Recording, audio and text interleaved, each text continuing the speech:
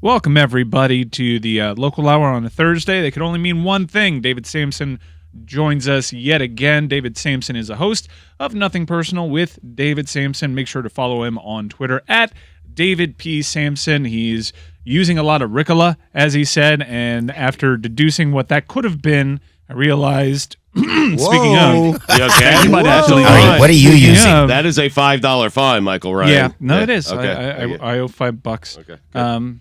Yeah, I'm sorry, guys. I'm on this medication again, and every time people seize on it, it makes me feel very anxious. I'm on anxiety medication that makes me do that occasionally. I'm what sorry. a weird, vicious circle that is, right? Like, Yeah. When people call it out, I get more anxious, but the I'm anxiety not calling stuff out is- your anxiety, but I am curious because I have that too. But that never causes me not to hit the cough button. I'm You're- not sure you're a I pro. understand It's a fair the point. relationship. Dave, yeah. I don't have a cough button. I just have like the on and off, which is essentially the same thing, but I should do a better job of that. It's harder when you're driving and leading off a show. It's very unfortunate that happened, but I'm glad we're not fixated on it. David I mean, you Samson- brought it up, Mike. In Well, our no, it's defense, just- you brought up the medication. No, I know. My voice is the one that did that. I'm trying Right. to explain to you I have all. sympathy for the anxiety, though. Yeah, well, 100%. Same here. But my anxiety manifests itself through sweating, Yeah, I got here not just through loss of the cough button. well, the thing is, my anxiety also manifests through fidgeting and sweating, and some of the medication that I take is to address the sweating. Right. And what happens is I get really dried out, and that's what you hear in my voice. Mine manifests through heaters, and that's it. Yeah, they make me more anxious. Actually, it doesn't help at all. Your medication would probably do a better job. Yeah. Yeah. I was asked about taking the medicine for closing up, like for sweating. Right. There's a medicine you can take that stops you from sweating. It basically closes your pores. Qbrexza. And the reason I was never willing to do it How do you know? is I'm on it. I thought it would cause me to break out because I thought the sweat would like explode through other parts of my body. Like, you know how water finds the hole? It finds a way out. That's why I never took that. Yeah, it actually just dries everything up. Like every single pore that moisture could escape from, including in your mouth, it just closes up, and it makes for some unfortunate weekends. Where were you headed, Mike? Where were you going before? I was headed to baseball, and I was going to ask David why the ratings are so good on television, including on networks that typically don't rate well, like FS1. I think we're seeing a 3 times increase, audiences of over 3 million for series like the Padres and the Phillies. Not, I mean, big franchises, but not these legacy franchises that you would assume draw these huge audiences. Why do you think that's happening right now with baseball?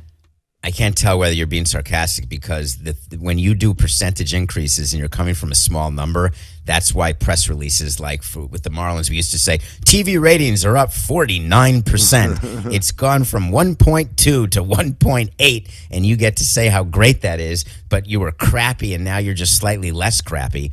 From Major League Baseball's standpoint, these ratings, it's a great story to tell. It's a positive press release. You've got people in the league and with the broadcasters who are actually working on the press releases and have them ready to go before the numbers come in. So the minute the numbers come in, they put them in and they decide if it's good enough to release and what they're going to say and comparing it to past years, etc.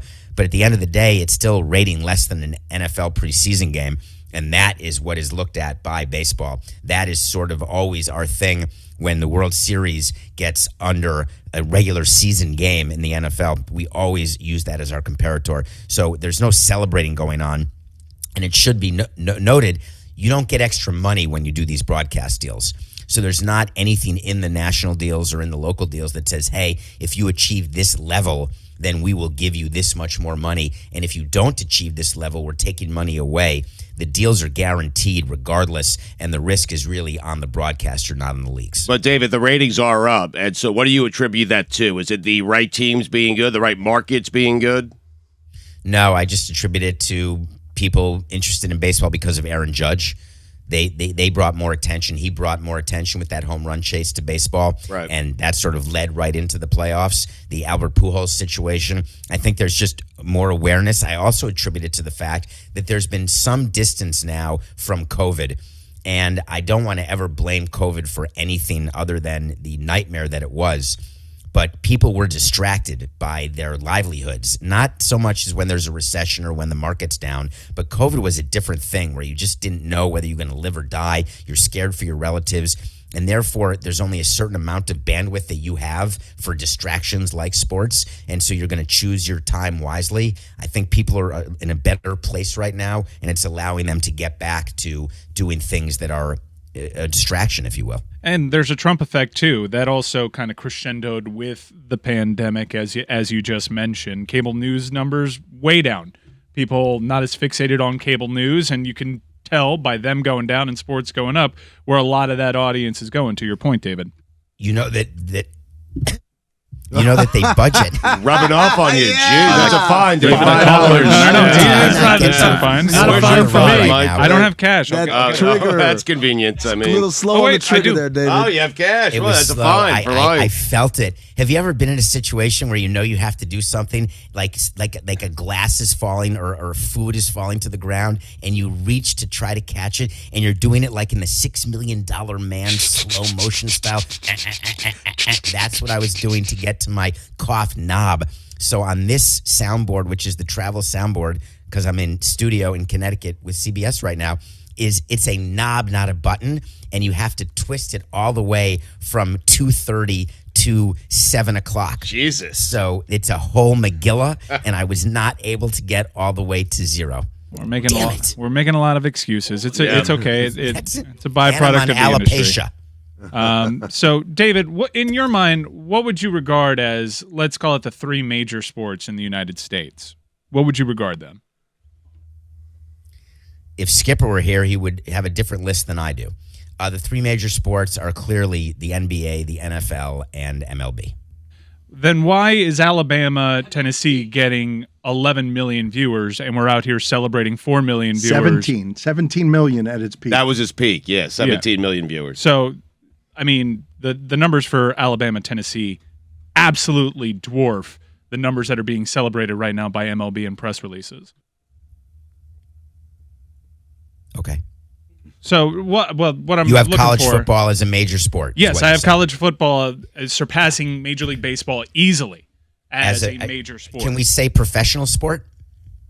I guess, but in terms of sports most important to this country, college football has far surpassed Major League Baseball. It's professional college football, Dave. They're paying the players. Yeah, they've been paying their players forever. College football has been better and above Major League Baseball for a long time. That's not recent. So if you're going to count college football, when you're ranking sports, then yes, I have them above. But when you say what are the 4 major sports, to me, major means professional. And while I agree college football players have been getting paid for decades, I'm still not willing to call it a professional sport. It feels And like we're just kibitzing. We're quibbling. Yeah, right? it just feels like a semantics argument. I don't want to. It's semantics. Of course it is. It is horribly embarrassing when you're sitting in really nice offices on 6th Avenue and you look at the facts and you say, hey, we're below college football. However, the way that we'll look at it from a business standpoint, who owns the football team? The university? The state? The Board of Regents? Nobody. So I view things as assets, as what they are worth. And you look at the value of an NFL team or an NBA team or a Major League Baseball team, those assets make it, in my opinion, above the food chain of college sports. What about the Amazon games going to Black Friday, David? The idea that football wants everything. They want Christmas. They're going to take it from basketball, and now they can have my Fridays. Now they're going to do Black Friday football after Thanksgiving.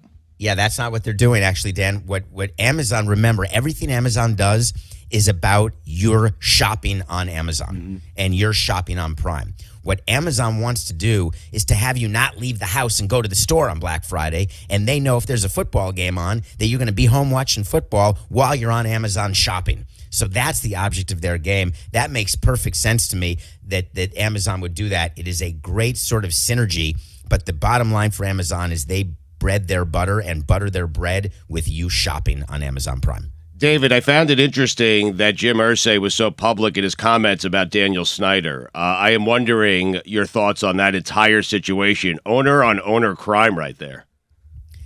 That was a planned owner-on-owner crime. Yeah. And you should. I know that you guys don't have time, and I appreciate that. But all of yesterday's Nothing Personal was about this, and I'm going to give you 2 highlights that you should think about. What's going on right now is an absolute organized effort. Everybody is lawyering up on the owner's side and on the Daniel Snyder side.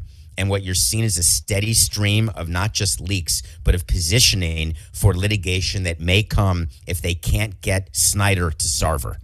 Snyder to Sarver means that he just agrees to sell and he can be disappeared and we all move on and he collects every part of the value of the Commanders.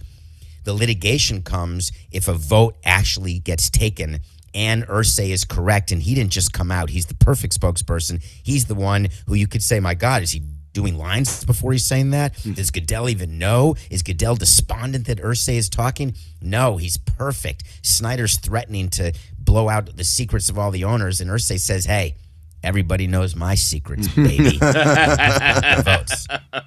And that's why Irsay was chosen by Goodell and by the other owners to be that sort of spokesperson. There's a whole meeting that takes place at owners' meetings about who's going to talk to the media, whether it's going to be a scrum, whether it's going to be a leak, whether it's going to be while walking through the lobby. It's totally strategic. So that is what happened. And I don't know that Snyder, I finally think we can say Snyder will not survive this.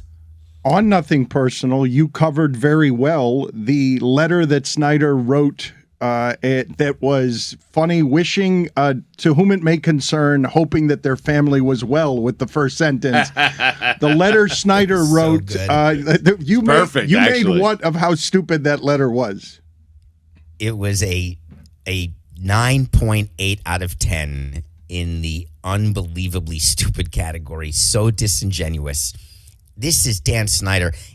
They've known him for decades. This is not someone who's trying to become an owner, who's trying to say, hey, what you may have read about me is not true, like a Mark Cuban where you have an idea of what he is in baseball from his time in basketball, but when he's trying to be an owner in baseball, he can come in and write a letter and say, listen, here's how it's going to work. Dan Snyder sending this letter, I was picturing all the owners opening it at the same time at the owners meeting and looking and saying, oh, yeah, you're interested in our family? And, oh, you never hired a private investigator to investigate me? Like, are you kidding? It's such a patently horrific attempt at Snyder. It's pathetic almost. It's like someone trying to hold on knowing that they can't win. And they're like, it's like it's Kevin Bacon in Animal House. Do you remember that reference, or is that a boomer reference? God almighty, 1978 movie. All is well. You're going nuts. That's Roy Wheelhouse, man. Roy's always got it. All is well. All is well. There's nothing to see here. The letter, we broke it down sentence by sentence on the show, and I just know that did get approved by his lawyers. But at the end of the day, Dan Snyder's a little like Jeffrey Loria, where the lawyers can say something, the PR people can say something, the marketing people can say something. But if you want to do it a different way, even if we know it's going to fail, at the end of the day, you're the owner, you're in charge. And that's what that letter looked like. Is there like an owner WhatsApp group that they're all like hashing this stuff out in? No? No. Okay. Well, I want to ask you the perspective of new owners that have stepped into the NFL. The Walton Penner group that has taken over the Broncos. They have stepped into an NFL that is a tad messy on the ownership side right now. How do you think they're playing all of this? Because it seems as though there's an owner civil war brewing. So when the entry fee to buy a team was lower, new owners were quieter for longer. New owners are now emboldened in these professional sports because their investments are so much larger. Walton invested $4.65 billion. He's not going to be quiet the way new owners should, because that's how it used to be. When you get into the game, oh, you bought your team for $100 million, you're going to sit in the back row. You're not going to speak until you're spoken to. You're not going to be on any committees. You're not going to be involved in anything. We'll send you a memo telling you what's happening. And you say, I'm going to wait my turn. It's sort of like a rookie coming in and sitting on the bench in the NBA, let's say, or going through rookie hazing in MLB. But when you spend $4.5 billion on a team, you walk in and you say, I'm going to be on the ownership committee to start. I'm going to be on the executive committee in 2 years. I'm going to have my people involved in the finance committee and the compensation committee. And if there's stuff going on that's going to impact the value of my asset, I'm going to know about it immediately. Because remember, when you bought your team like Jerry Jones for $400 million and it's worth $4 billion, That's very different if there's a problem that could impact your asset value that would bring it to 3.8. But if your basis is 4.6 and it goes down immediately, you've got a serious, significant problem. So it's changed over time. In baseball, David, where are the ownership groups that are most aligned, most consistently, friendly as a pack? And which are the ownership groups that are most divided, hate each other the most? Well, the old white guys are all together, right? So they sort of have they've got a club of who does that leave left? So they're all aligned. They're all totally aligned. I love where your head's at. 29, 30. That's all of them. I think. Why do you think the votes are 30-0 all the time? I guess that leaves Benson. They're trying to build a wall between themselves and Artie Moreno. It happens to just be a coincidence, and I guess we can say the quiet part out loud. Artie Moreno is not popular, having nothing to do with the fact that he's Hispanic. It really doesn't. Owners, at the end of the day, there are definitely some octogenarians who have antiquated views of race and of society. That is true. But that is not why Artie Moreno is not popular. He's not popular because he's just not a good guy. David, I was curious for your thoughts because you always talk about whenever you wanted to do things in baseball, you had to get 23 votes. 23 votes was the magic number. I believe the magic number in the NFL is 24 or 25. And Jim Irsay came out and said that he believes that there are 21 owners that are ready to vote out Daniel Snyder. What do you make of the fact that he came out publicly and said that? Is he almost trying to recruit voters number 22, 23, 24, and 25 to his cause? So you need 24, and I did not read that, Whitty. I thought he said that he believes he has the votes. I didn't see him put an actual number to it. Yeah, he said I'm reading a quote. Jim Irsay says he potentially believes 21 owners will agree to remove Dan Snyder, but must wait for investigation to conclude. So the way you do this is the commissioner has people, and the commissioner doesn't do this. He has his deputies do it, sort of one or two levels below, and they each get assigned a group of teams. And what you're doing is you're polling the owners to see where they are on a certain issue, and then you're keeping a tally as to where you are. It is very unlikely that the tally rests at 21 and that Irsay, I'm surprised he would have said that, and that's not a way to get owners on the other side, right? You don't say, oh, we're 3 away publicly and then pressure an owner into changing his vote. You have to do your homework before then, and you will never bring Snyder to a vote of ousting until you've got the full 24. And if you're a no, you're not a yes because you read that you're only 3 away. It's not like a secret ballot. All of the owners are told where the other owners are in votes in this situation because you cannot have any surprises. When Jeff Morad was going to buy a team, he was going to buy the San Diego Padres, and he came in and he demanded an ownership vote, even though he knew he didn't have the votes to be approved. And he sat there. He was trying to become the first agent to be an owner of a team. And Jerry Reinsdorf led the push to make sure there were at least 8 no votes. And he got his 8 no votes. And Morad knew it, but still demanded the vote just so he could say, hey, I tried and it didn't work out. There is no vote that happens at the ownership level that is not predetermined. And the other thing I wanted to follow up on was last week you said dollars to donuts, that Amazon's Thursday Night Football broadcast will not bring this up. And Al Michaels not only brought it up, but basically ordered the code red in some respects and basically saying, I think he should sell the team. I think the other owners just want him to sell the team. What did you make of that? That's not a code red. Not? Come on. That is vanilla. That may be worth donuts, and I was trying to find a way to Uber Eats them to you guys, and I didn't know if you like jelly or crullers or glazed, but I do owe you donuts because Al Michaels did mention it. It also came up in the pregame, and I was very surprised about that. But he certainly did not do it in a way that would have upset anybody on the ownership side. It didn't cause any sort of ruckus. People sort of thought this is a man with gravitas who found a way to handle a situation with some poise. So I didn't find it in any way like he had his pants on fire. David, do you still win the bet? Do you have examples of Moreno not being a good guy? We breezed past that. I'm Yes. glad you brought it Thank back, you. not only because it deserves and merits follow-up, but also because we skipped past this part. Yeah, there are a bunch of guys who are kind of racists and terrible and homophobes, but Artie Moreno's a really bad guy. I didn't use those words. You did? Yeah, well. All I said is they're octogenarian and white. You said they were antiquated in their viewpoints, brought to us from the 1800s. Now, you can definitely cross the bridge from what that means, but I feel like that's the type of thing you don't need to say. If you say they have antiquated views, not all of them, but many of them, can't you just leave it at that, Dan? I suppose, but I'm just making the joke that you said Artie Moreno's the bad guy after saying the others had the antiquated views about people like Artie Moreno. Okay. So don't you dare set me up to be racist in this situation. I will not stand pat and watch you manipulate as though I'm not going to push back. I just want stories of him being a bad person. It has That's nothing all. to do with him being Hispanic. That was my point. You mentioned that, but you didn't mention what it does have to do with. You laid your own trap. Oh no! Believe me, I don't even need to fight out of it. I can just hang up right now. So here's what happens with Artie.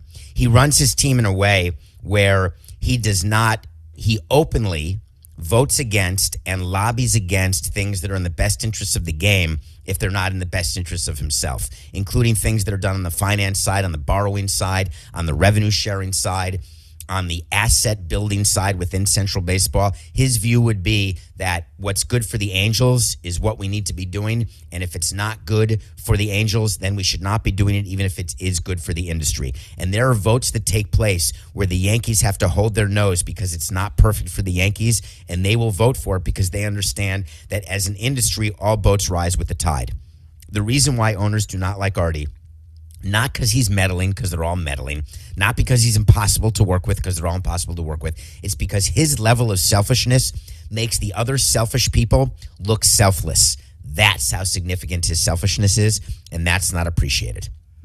David, on yesterday's edition of Basketball Illuminati, we talked about a story involving Madison Square Garden being sued by a bunch of ticket resellers, and Love it. The Garden took has the policy that the lawyer representing these ticket resellers has his season tickets temporarily revoked while this action is happening. And I asked you via text, how prevalent of a policy is that for teams or organizations to say, if you are representing someone on the other side of litigation towards us, your personal season tickets are revoked? Do you remember what my answer was? I do. It was, if you have the ability to do it, you do it. I had the desire, but not the ability, because I needed the revenue. When there is a lawyer who takes a case that is opposed to you, of course you take away that lawyer's season tickets. That is your right. MSG is going to win this lawsuit, let me be clear, and I'm not a Dolan guy by any stretch of the imagination. But your season ticket contract is a one-way contract. It can be revoked for no particular reason because they don't like the way you smell. Literally, it has nothing to do with anything. It's not a right, it's a privilege. And so what MSG is saying is, you're going to sue us? And this whole ticket reseller thing is a big deal. It's much bigger than we're talking about. Madison Square Garden and the Knicks have been trying to get rid of ticket resellers for decades. What ticket resellers do is they buy season tickets. We did this with the Marlins. Do you remember from 2011 to 2012, we had a huge increase in season ticket holders? And the reason we did is not just the new ballpark, it's that we agreed to sell to ticket resellers because we told them, buy 300 season tickets. And if we're good and we're signing all these players, we're in a brand new building. It's going to be amazing. Prices are going to be higher than what they're listed. You're going to make money. We're going to let you make money. Teams have shied away from that policy because they want the secondary ticket money. If they've got the ticket prices wrong, they want the revenue from the increase when it comes to game time. It's called dynamic pricing. What resellers do is they try to keep that for themselves. So teams either buy the ticket resale company and they buy the secondary market, or they try to eliminate those ticket brokers. And the Garden has been aggressive from the beginning, eliminating all brokers from season tickets. So when ones get through and they're discovered, their tickets are removed. Now they're suing to get their tickets back. When the lawyer is hired to sue the Garden, if you're associated, you are losing your tickets. It's normal, it's right, it's proper, and I totally agree with it. I love that. Dynamic pricing. I saw that the other day when I was trying to buy concert tickets. And what dynamic pricing is price gouging.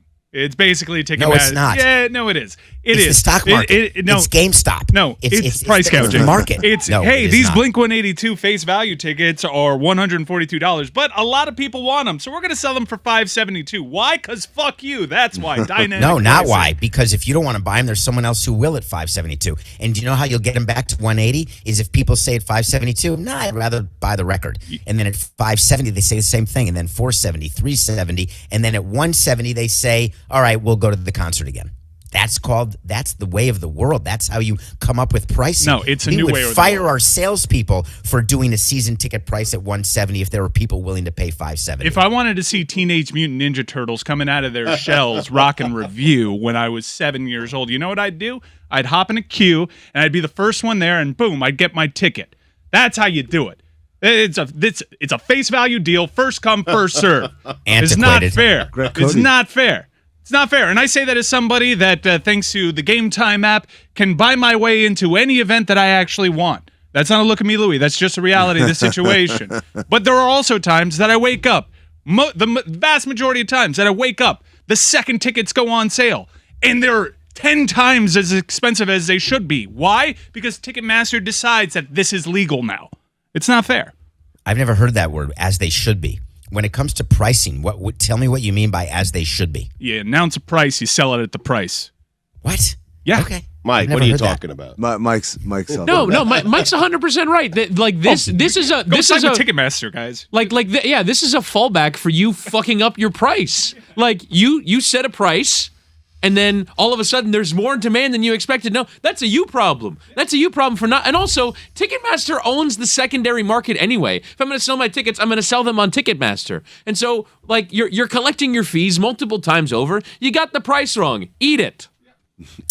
I can't believe you guys are so worked up about this when this is the way of the world. David, It's we're called supply consumers. demand. Like somebody has to fight on behalf of consumers. We're getting screwed left, right, and center. But if you were the guy selling the tickets, you would set it at $572 if someone was willing to buy it, Chris. Of course you would. Well, if you have to start by selling it at $572. If you start by you misjudge the value of your ticket, that's a you problem. And it just feeds the resale market because then people see the capitalism in it. People see the opportunity to make money. Like, oh, I'm just going to exploit this. The opportunity to make money, people see that? Yeah, but if you get Oh the my price God. right, if you get the price Perish right, the thought. But David, correct me if I'm wrong. This all came about because the ticket owners, basically the venue or the franchise or whatever, was tired of seeing the profits go to the ticket resellers, right? This is what. So people were paying these crazy prices anyway. It's just that now the money, rather than going to SeatGeek or whoever, they're going to the team or to the resellers venue. are still getting theirs. It's just If unfair. teams have It's their way, patently resellers unfair. would all be out of business. Teams want to become their own resellers. That's the point. I want to ask this question because the ticket resellers are suing for violating the New York Arts and Cultural Affairs law. What is the New York Arts and Cultural Affairs law? Je n'ai aucune idée. I have absolutely no idea. It's something that a lawyer came up with at $1,500 an hour as a way to potentially get a judge to rule in their favor and to try to overcome the contractual terms that come with being a season ticket holder. And I would just say to that lawyer, no chance, toilet pants. You can bring up any law you want. You are not prevailing No in this chance, lawsuit. toilet pants. Put it on the poll, Never heard please, that one. Whittingham. Have you ever heard the phrase "no chance"? Toilet pants. How do you define gouging, David? Because if you're pro-capitalism at all turns, are you willing to advocate for the $12 gallon of water during hurricane relief times because that's what you can get? Everybody wants it for $12. No, I'm not. Price gouging is totally different than dynamic pricing. So those are capitalized terms that mean different but things. dynamic pricing is such a bullshit phrase. Wow. It's. No, I mean, that's- Sounds fancy. Dan, Yeah. here's a question. That's not None of price you- gouging. Ripping people off. Hold on. It is. None of you- It is hold on. immediately dynamic. What about Uber surge pricing? It's What's your price view of that? gouging. Ticket flights. None of you guys complain about, oh man, the prices went up, the fares went up because it's 6 days away from the flight yeah, or we whatever. do. We complain about prices being expensive on airlines. No, but you don't complain about the system, why it works that way. You just say, "Ah, shit, it got too expensive. Now I'm not going to buy that." Because they have a monopoly. That There's was no your other inflection system. point. Hey, can we talk about Moss Miami for a minute? Well, it's interesting that you bring it up because you should hear me having the conversations, making sure to keep the prices down, because I am working. Boy, you're such a good businessman. I'm not. I'm a terrible businessman. He's a good person, horrible at business. I'm terrible. He's at never gotten the business. price right. I'm always coming in so low on the price. I'm picturing Dan at a meeting like with Skipper saying, listen, I think we should put these tickets at $9.99. And Skipper's like, oh, I wasn't thinking $9.99. I was thinking more like $750. No, Skipper, I meant $9.99. Oh, Dan, I thought you meant $999. You guys, wait, are you my partner, Dan? Do you know the object of our business is to make money? Are you aware of that?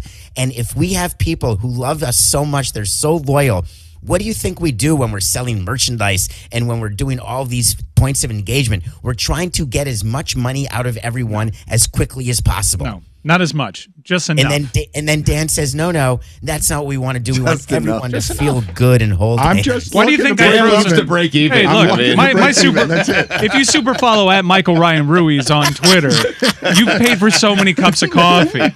And many people would advise me, hey, you should charge more for this. But I have told myself and my super followers, no, it is staying at $2.99 no matter what. Check me out on Mike, Cameo. do you by the way. donate your super follow cash back to Le Batard because you believe that your popularity is due to your job? No, and Amin just took my punchline because the people that have been on me about the super followers stuff all have Cameo accounts. I will never do that, folks.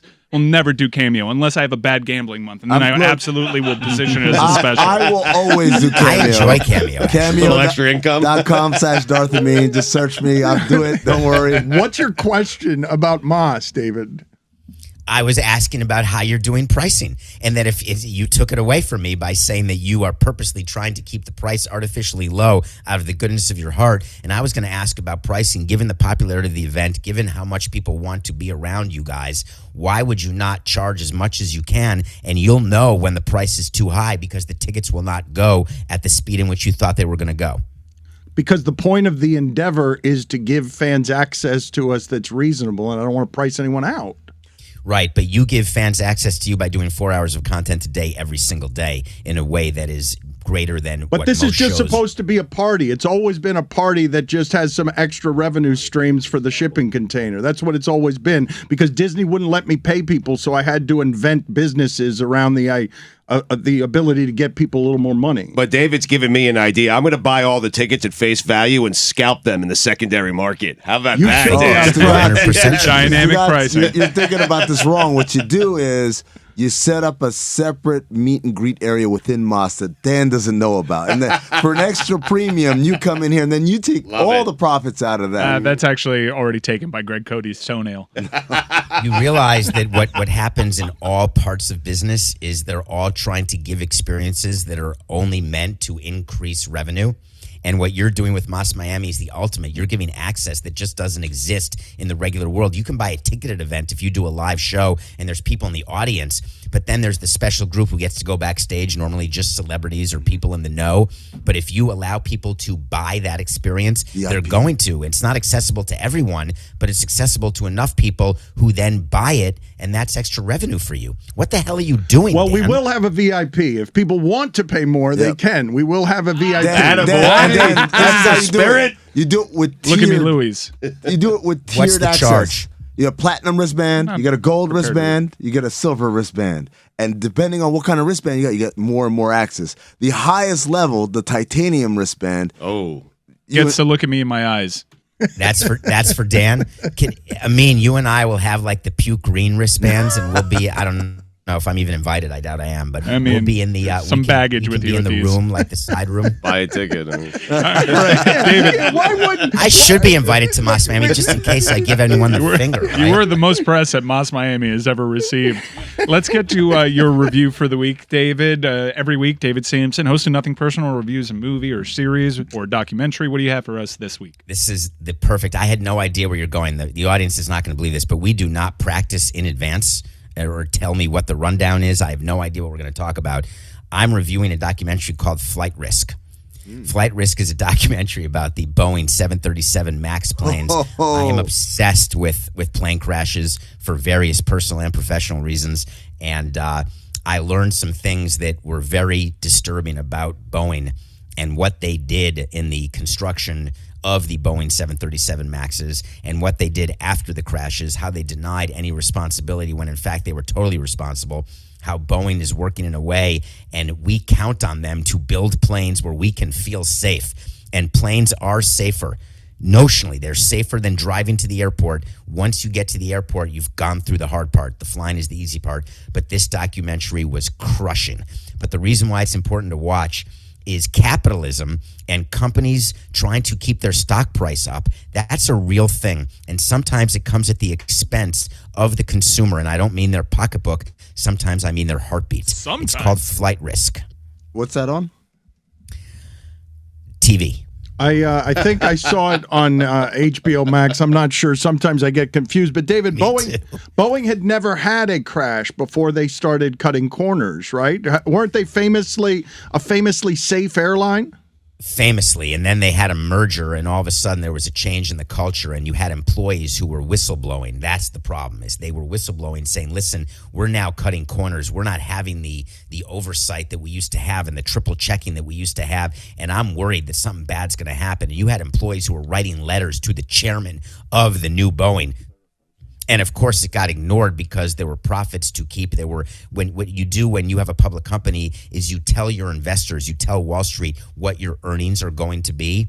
And when you don't hit those earnings, your stock price suffers, and the people who own the stock get hurt. But the people who own the stock are mostly in the C-suite. They own the most shares.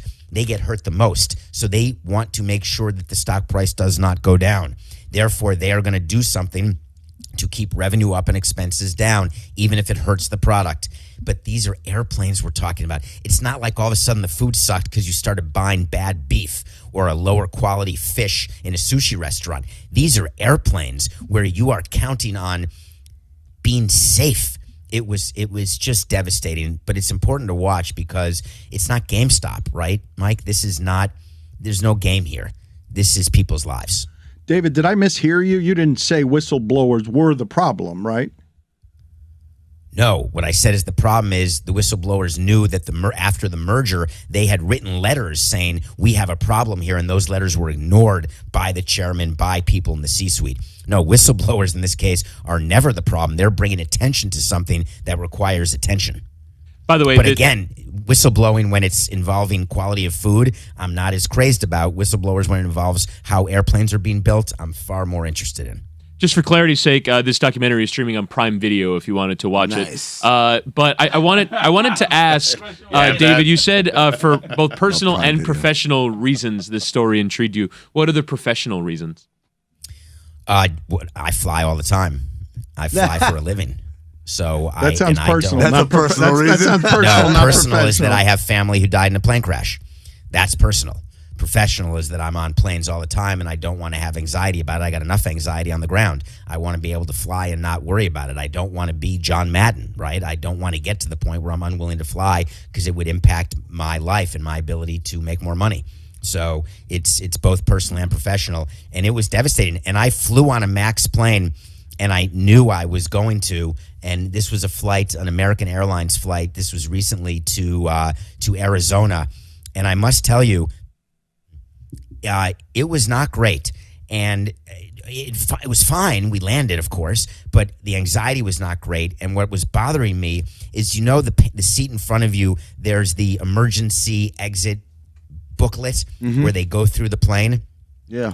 Did you read that? They reprinted it after the documentary and after the crashes and after the MAX planes were grounded. It doesn't say 737-800 MAX. They label it something totally different, like 737 Stage 2 or something, because they know that when you read the word MAX, you get upset and nervous and anxious. So marketing said, we have a focus group result here. Let's not call it the MAX anymore. And I'm like, that's not what I care about, what it's called. I care about that actually the pilots know how to fly it.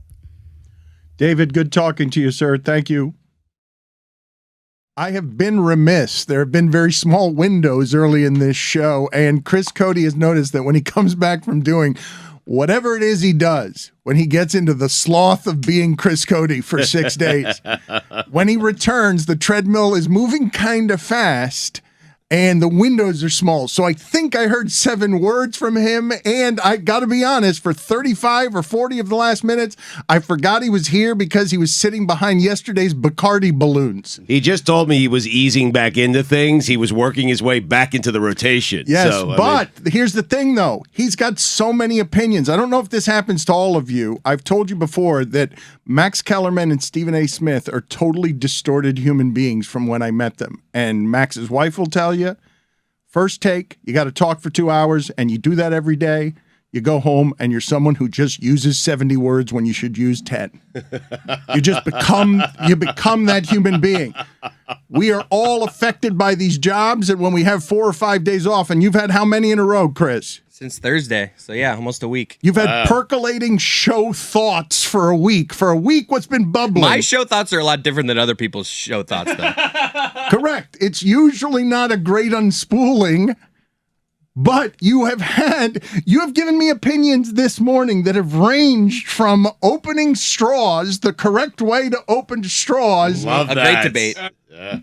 to You guys tap it, right? You have to tap it against Jab the it table. against Well, the we'll get to that. I don't know if we're talking about that yet. Sorry. Bring it back. Kick it back up. how much you love watching people. You're a voyeur. You're a peeping Cody watching people Text. read a text. Oh, see, this is important. Cody. I'm at a restaurant, okay? And I just love looking across the restaurant and seeing someone sitting alone at a table. They're alone, so they're thinking they're all by themselves because that's how alone works. And they're reading their texts. I like watching someone smile after reading a text. I wonder, what did they get? That's a genuine moment that I just observed. They don't even know they're smiling sometimes. It's just like that. I want to go over there and be like, what'd you just read? You get that little soft glow of the screen. Yes. Uplighting their face. I'll tell you when it is. This is funny that you should mention it because I felt that yesterday. While we're in here having that freedom of speech discussion, there's video of this. You'll see it. Billy and Stugotz are just texting each other back and forth. They're not. I don't know whether they're listening to us or not. But Really? They keep You don't know if Stugotz is because I can confirm we're not listening, Dan. I actually thought that you might be looking for places to help us with jokes on freedom of speech. But no, they were just having a private conversation in which they were tickling each other because they didn't want to actually enter the conversation we were in. Stugotz did by saying something like, "This is very dangerous, Dan. Very dangerous." Dangerous game, just Dano. to get his voice in there, and then afterward gave me all his true opinions. That's what I do. So you've come back in here and you've been how crazed that you haven't been able to give your opinions about things to Yeah. people publicly. It's a lot of restaurant stuff, honestly, because it's just really just observations from my travels, and I'm out, and I'm like, my wife sees me on my phone, and she's like, "What are you doing?" I'm like, "I'm writing down that I like to watch people text." But also, we need to normalize people reacting to things on the phone. Because I think a lot of people, for example, that might listen to this show and they start outwardly laughing to themselves while wearing AirPods. That seems like very atypical behavior. Even if you pull up next to someone at a stoplight and they're laughing in their car to themselves, that seems like atypical behavior. But that's totally natural if you're listening to a podcast that you find funny. Also, you are your most normal and natural self when you are reading your phone, because you don't realize how you're reacting. Wait, you're this just you're not happened You're not to- performing for people. What it just happened to me and you during the break? Yeah. I mean, you were texting away. You made a strange face afterwards. I asked you what was going on. Is everything okay? And you got mad at me. Yeah, because nothing. But I was sort of making faces, and I looked up from my phone. I was thinking, I was processing things, and I made a very focused face towards Stugotz, and he was concerned for me. But it was only because I was naturally reacting. You don't realize that when you're sort of having a conversation with someone, you're also performing your behaviors. Yeah. You're not being your most natural self. You're sort of being, you're following social cues. When you're reading your phone, you're just being you. That's why I hate it, because Mike's called me out recently on this. I've started holding my cell phone like a fat person. Like I don't know how it happens. Like Bobby Bowden. Like where I'm like using my stomach as like a table of some sort. Like I'm resting, Two thumbs and a I'm, like, stomach. Yeah. resting my wrists on my stomach. It's not a good look. It's I saw a video. Like one of our we were at Flanagan's a few weeks, and there's just like this social clip going around, and I'm in the corner looking at my phone using my stomach as like a table, and it was such a bad look. It hasn't made me change my diet, but it made me. But I'm a body man for you now. Every time you do that, I just put the phone down. I'm like, Chris, this is out there. But also with restaurants, all right, we're gonna do opening straws now. I gotta finally get. No, hold on a second. Wewe're not. Hold on, I'm not ready. We're not doing I'm not ready that yet. You will not control this just because you've come pinballing in here. You want to talk about the table scraper? I want to. What? That's how you know you're a fancy restaurant. This is Chris's show now. I want to hear this today. show. I missed him. I didn't realize how much I missed him until this segment. I want to put on the poll just before we get to the table scraper. He's got a lot of opinions. He's crazed. I don't know. You're talking what about to the tell hibachi one? The hibachi table scraper? Oh, I love God. that one. Man, I love not that hibachi. one. No, not hibachi. Steakhouse, right? Yeah. Amin hit it. Fancy It's just, place. You just know you're at a fancy restaurant if they're scraping the crumbs from your Oh, table. that that's kind of totally thing. different. Like in between yes, courses, like they yes. come out there, and then first of all, they give you fresh silverware. The pomp and circumstance. You It- know what I do when I'm at a place like that? I request a black cloth napkin. It's always embarrassing because a my heady plug. area is always much crummier than my wife's. So it's like he's like spending like 7 swipes on me, and then he just goes one little thing for my wife. Right. I request double napkin. Can I have a second napkin? Because No, here's you the thing. You would Yes, go I do. second black napkin? Because that's just, I've never even seen anyone do that. See, here's the deal. Like the napkin that you have in your lap, that's all well and good. It catches the food, it protects your clothes, whatever. But then I need to wipe my face, and I don't want to wipe it with the one that's in my lap, so I need a second napkin. Baller status. Yeah, veteran move right there. Yeah. Forgive me. Woody's never seen the scraper. What? He's I've never seen the scraper. I have no idea what you're talking Woody, about. you would love You a poor. scraper. You would love it. It's also Different tax called, bracket over there. it's also called a crummer. Because I was at the restaurant in Pittsburgh, and the guy used it, and I was writing in my notes. I wrote down table scraper, and I was like, "Hey, what is this thing called?" He's like, "Oh, crummer." Surprised I have those in Chris, when you wrote it down in your notes, did you put your phone on your stomach and? Probably. I must, and I'm having trouble keeping up with the show because you're moving so fast. So I must put all these things on the poll, please. Are you your most normal, natural self when texting? Do you use your stomach as a table when texting? Yep. A third question, or do only fat people do that? Yep. Roy's never done that. Roy has never, He doesn't have a ever done stomach. that. No. I just try to do it. There isn't even the real estate. There's no real estate. Just hit me in the dick. It just hits me right down. Yeah, there's no phone for me to put my phone on. You need a friend like me. I'm just always there, lowering the phone. The thing that happened to me immediately, it really did happen immediately. My mind went like in a movie sequence where you get a flash of a bunch of different faces. It was all shirtless coaches at home.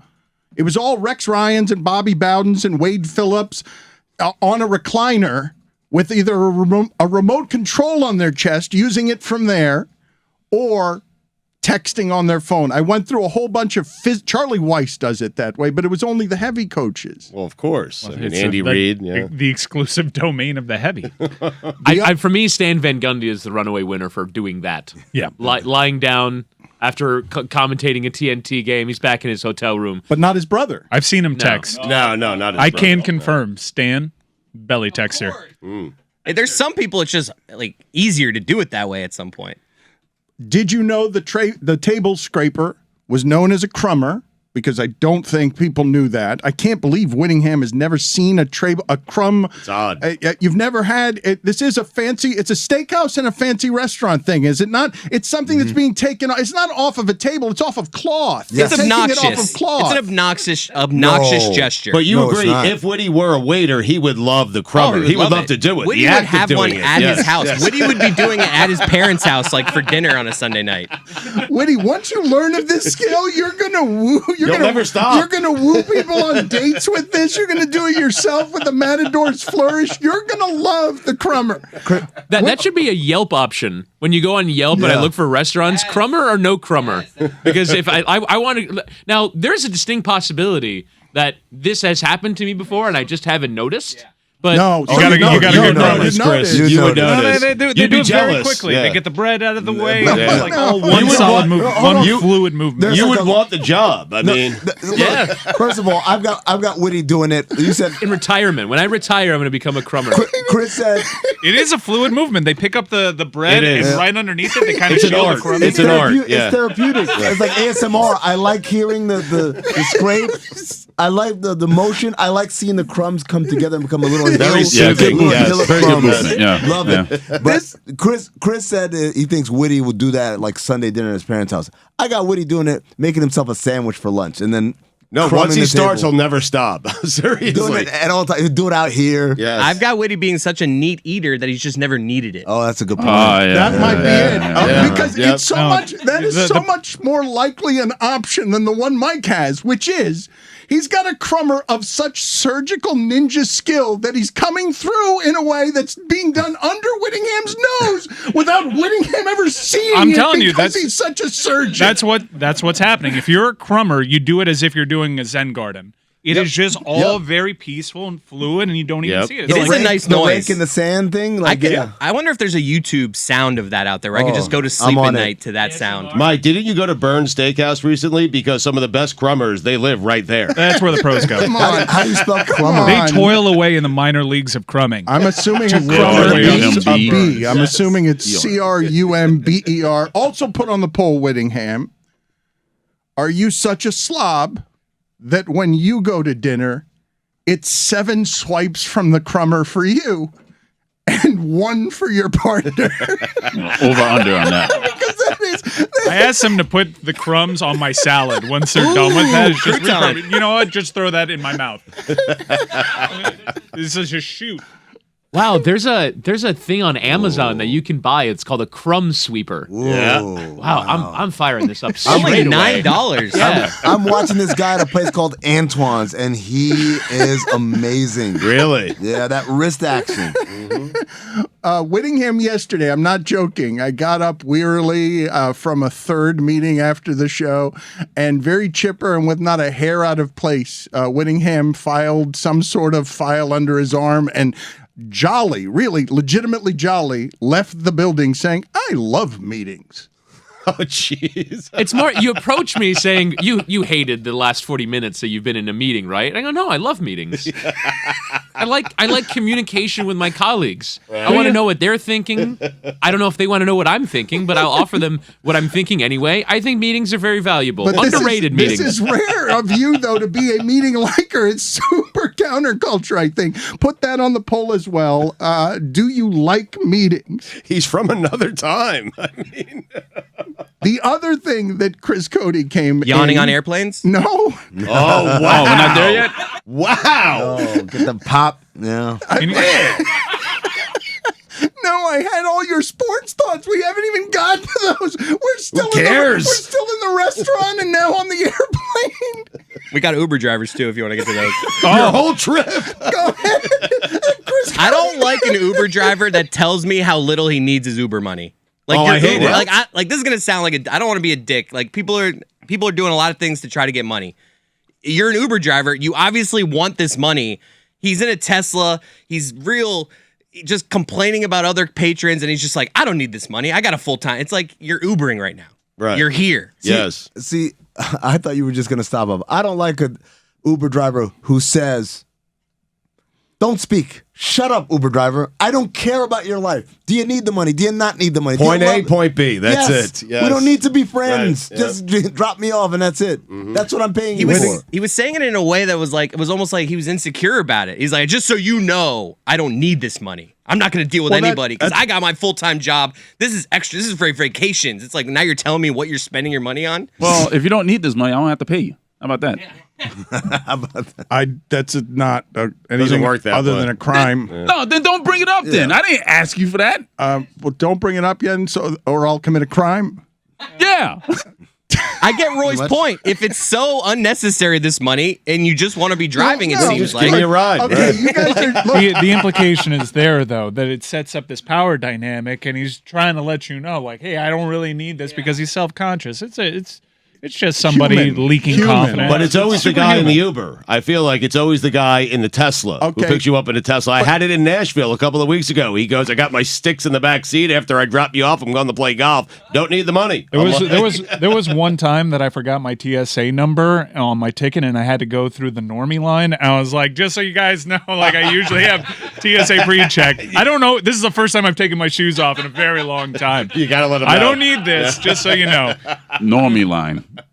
These are hard times. I'm surprised that I'm the one saying on behalf of Uber drivers whose cars smell in Miami like feet and cologne that it's a sensitive time in America and a lot of people have in this economy had to do difficult things. And what that person was doing was showing you their insides on insecurity as you guys laugh and say, shut up, or put this on the poll, please, at LeBatard Show. Shut up, Uber driver, point A to point B, yes or no?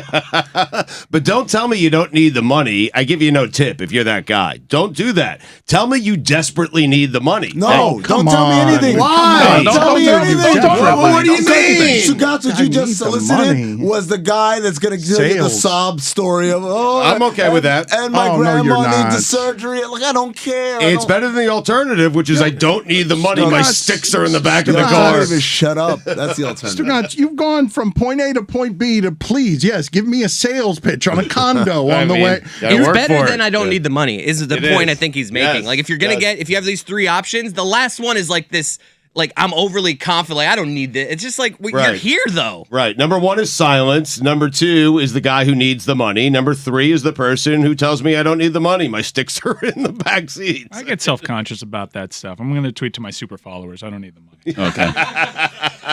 Cameos. Yeah. Find me on Cameo. Yeah, and that's the last frontier for me. If people see me on Cameo, then you know I just lost like $2 grand. Down Well, bad. speaking- I lost $2 grand on the Arizona Cardinals. Speaking of gambling, Bad bet. Chris Cote, you were Oh, that Panthers over last night. Panthers over! Wow! Oh my God, what an over! At 1957 in regulation, man. Oh my God. 1 second left. 6.5 was the over under. It's at 6 goals. The Panthers are trying with the Flyers took their goalie out with like 10 minutes left in the game. The Panthers had all they needed to do was flick one down the other end. They tried multiple times with just the defensive clear, and it just goes right past the goal. So Harmlessly the over, wide. The over was so close so many times, and then with 2 seconds left, the Flyers actually score. It was just That was a tough L for Panthers puck line, though. Yeah. Well, let's talk about this for a second because what you just heard, and I don't think you're going to feel that anywhere in America. Panthers hockey, because they all had money and care tied up in the game, they got the delight of the action at the end of a game. Holy shit, there's an open net, and we're just going to play lotto ball with the over here on goals. Because you guys have been betting everything over 6.5 goals in these Panthers games, and Kachuk keeps more like the third- Kaching. Yeah, well, that's a Goldie line. You saw that from Goldie. Oh, no. You were Goldie, gone that was so Goldie's long. first goal call. Ka-chuk, ka-ching. It was like even before it went in the net. man. It was He an didn't empty sit net, on too. it. That's I swear I unfortunate. did not Yeah. hear that. thought it was I'm his. that clever also. 6 days I later. missed you so much. I'm gonna sit next to you. So take people through again real quick. Yawning? Okay, yawning on an airplane. Yes. Excellent. All right, so you guys do this thing where your ears pop, right? Or you want your ears to? Are we wanting? Are our ears popped and we're trying to unpop, or are we trying to pop them? Trying to You're pop him. yeah. Trying to pop him. Yeah. And this old guy, this guy's mocking me. He must have been in his 80s, and he was like talking so loud to the woman next to him about how great he is at yawning and popping these things. And I'm sitting there for like 20 minutes, just Oh, yeah. Right. I can't do it. What's your skill level? What, yawn on cue? No, the like yeah. the- it's not an actual yawn. It's just you. It's a swallow. You sort of like Some just, for me, people it's swallow. like it's like opening the jaw for some reason. It Like like equalize? to like get You your just ears blow in- popped. you just I blow in hold your my nose and hold- blow out. No. No, Yeah. that I that's did that. terrifying. Like I've done that before when it's really bad. I felt like my head was gonna explode. You guys are amateurs. You know what the trick is, Chris? Chew gum. I've heard that. I think No, that's a it doesn't myth. work That's a all the myth. time. Wow, No. you guys are afraid of holding your nose? Tell me you're not scuba certified without telling me you're not scuba I I'm with, didn't I'm even- with Mike. I do it all the time. I didn't even know of that technique. I've seen it. I see people on the plane way more doing the yawn move than the holding their nose. I think that's way more All right, common. put that Dan, on what do the- you? What, in your experience, what do you think? Put it on the poll at LeBatard Show. Thank you, Chris, for throwing the show back to me. Back to you, Dan. I wanted to talk about the Panthers over again, but you wanted to get I'll all go back your to the Panthers. No. Just give me this thought first, though. Are you a yawner or are you a hold your nose and pop it? You wanted to get all of your thoughts from the steak table, from the I'm table. whatever you want me to be at this point. I love you. Yeah. You can't fake a yawn though, Chris. That's the problem. It's not yawning. It's yeah, just but the jaw thing doesn't work. Like you got to hold your nose, blow out. Mike's right. I'm trying to do it right now. You Doesn't can hear my work. jaw popping. This is a good one for YouTube. There's been a lot of visual aids. You guys hear that? Yes. Yeah, I heard that. We've all been Thanks. opening our mouths in a way that's uncomfortable. So to explain to the people who listen to this by audio, Chris does not care. He has careened onto the treadmill with his neck. We haven't even gotten to his sports thoughts yet because he might be 4 days behind Spots. Goldie. Oh man, he's back, baby. Thursday, Chris. He's on fire. The yawning on an airplane when your ears are about to pop. Stugotz, who's got advice for everyone, does what I think we'd all agree is the worst thing, which is hold your nose and blow out until your ears pop. But Works every time. at LeBatard Show, put it on the poll. When your ears are clogged on the airplane, do you yawn or hold your nose and try and blow it out your ears? I'm with Amin. He has been flying a lot. Amin likes to fly. Amin likes those points. I enjoy it. You know what? Like, I enjoy flying. Like, as long as I got a window seat so no one can bother me, I'm good, man. I watch shows on my iPad, take a You nap. bathroom guy? Yeah. With that window seat, dangerous game. Yeah, like that happened to me a few weeks ago. I was I made What the cocktails? mistake. Usually, no, actually, I wasn't drinking anything. But usually, I'm of the belief that before you board a flight, go to the bathroom. Even if you don't really have to go, just go to the bathroom. But this one time, I was like, I'm good. So I'm sitting there, and the flight is not delayed, but because there's storms, we're circling the airport. And I'm like, oh my God. So then I'm like, gosh, I should get up and go. Let me just get up and go. But then I'm like, oh, well, I don't want to be that guy making people get up. So I said, well, wait, we're going to land soon. So then it gets worse. I'm like, okay, now I need to go. And as soon as I got up, I was like, we're doing our final descent. I'm like, well, now if I get up, they're going to yell at me like, sir, you need to take your seat. So I'm like, all right, just hold it. When we land, we'll be fine. We landed, and the gate wasn't open. So now we're driving around the airport, and I'm like, Jesus. And I reached a point where I'm looking at the water bottle in front of me. I'm saying, Really? can I do this without anyone noticing? What? Get out of Because here. I'm at You're the on window. the tarmac, you're I'm- saying. Yeah. Yeah. But What like, a story that would have been. oh, man.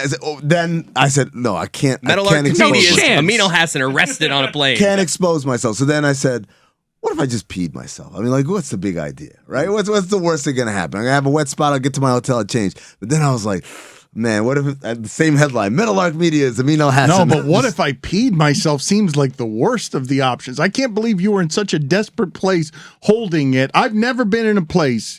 Have any of you been in a place where you cannot hold it any longer and on the cusp of saying, I need to just pee myself as a solution to this? Because that doesn't seem like a solution. You're now a dripping guy walking off a tarmac with people behind you, and you're not going to be able, you're going to have so much at that point that it's not going to all be absorbed by your pants. No, You're going to have a puddle there's at a your puddle. feet. That was what stopped me. I was like, look, this isn't gonna be just wet pants. This is gonna be urine everywhere. So I said, you know what? We're gonna disembark the plane. I'll just hit up that bathroom right there, on my way out. And so, of course, it takes a million years for everybody, all the rows, and people are like, well, my bag's back there. I'm like, just get the hell out of the way. Finally get to the front of the plane, and the cleaning crew's in there. And so now I have to fight my way to get to the terminal. I can't stand upright anymore, Dan. I'm walking like Planet of the Apes, the new ones with James Franco. I'm walking like Caesar, just like kind of. Smile.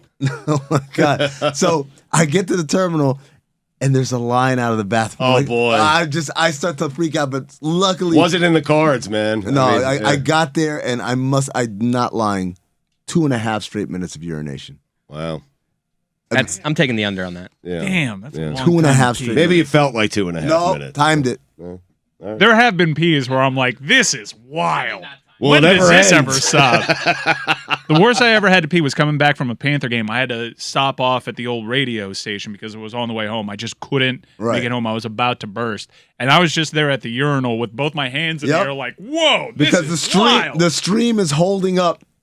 It's the Go on. hose. Yeah, it's just you don't have to do No, anything. Your no, hands no. free. The stream is so strong. So strong, it's I don't just- have to hold it in place. It's just straight there. Now, Mike, this is what happens to me in those moments, which is really bad.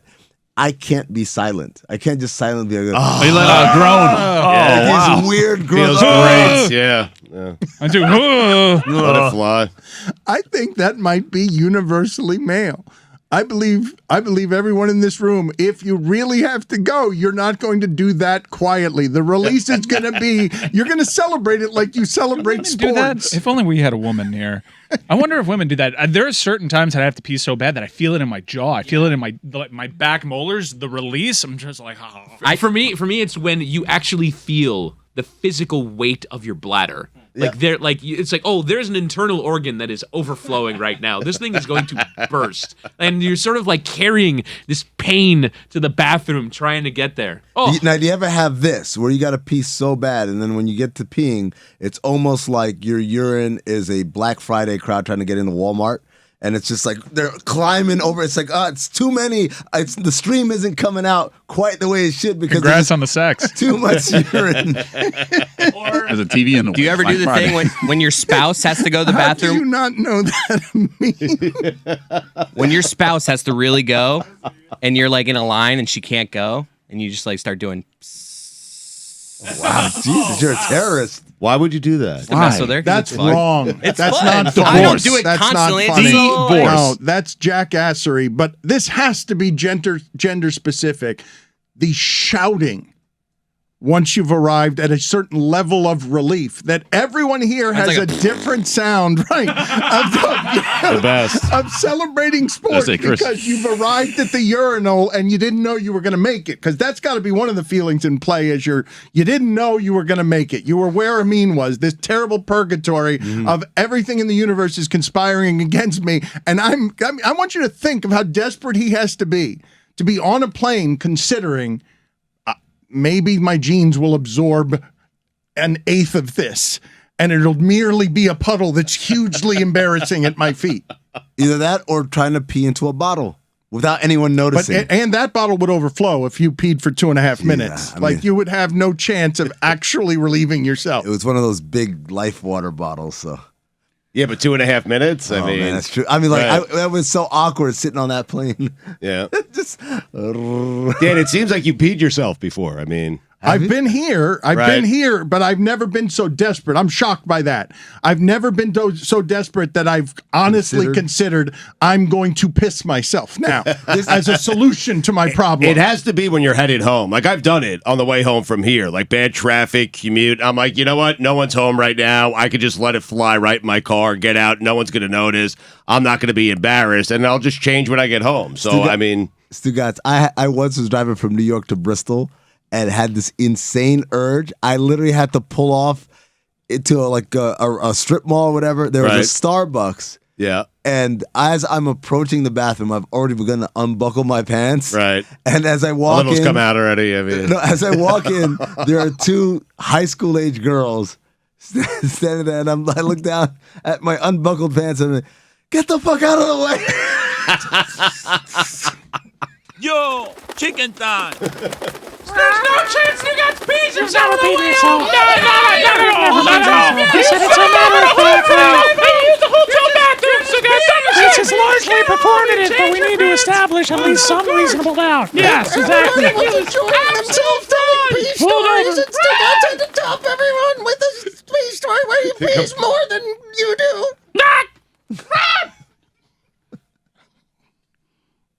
I always like leaving I hate Dan the on an fucking island chicken. because he's so vulnerable. I just unfairly fade down the chickens to just leave him by himself.